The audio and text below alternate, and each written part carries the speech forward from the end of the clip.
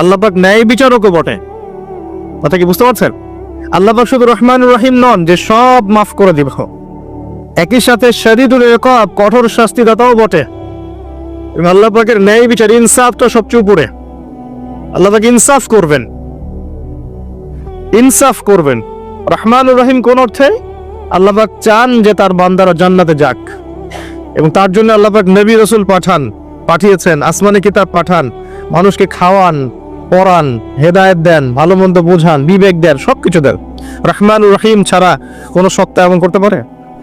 এরপরেও যখন মানুষ জাহান্নামের পথে হাঁটবে, তখন আল্লাহ পাক কি আমরা দোষ দিতে পারবো? পারবো না। কিয়ামতের দিনের দরকার ছিল। আগে আমরা ভাবতাম যে কিয়ামতের দিনের কি দরকার ছিল, ছোটবেলায় ভাবতাম আর কি, যে এত সমস্যা, মানুষ হয়ে জন্ম নিয়েই তো বিপদে পড়ে গেলাম, কিয়ামতের দিনে তো অবস্থা খারাপ, কি জন্য আল্লাহ এত কঠিন শাস্তি দিবেন, জাহান্নাম সৃষ্টি করেছেন ইত্যাদি।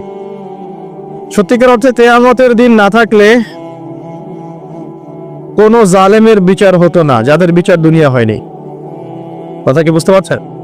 যে জালেমদের বিচার দুনিয়াতে হয় নাই, তারা পার পেয়ে যেত। কিয়ামতের মাঠ আছে বলেই তারা পার পাবে না।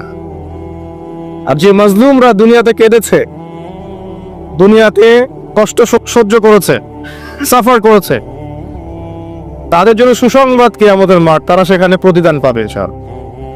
এজন্যই কিয়ামতের মাঠের দরকার ছিল, না হলে সব জালেম কি হতো? পার পেয়ে যেত, যারা দুনিয়াতে বিচার পায়নি।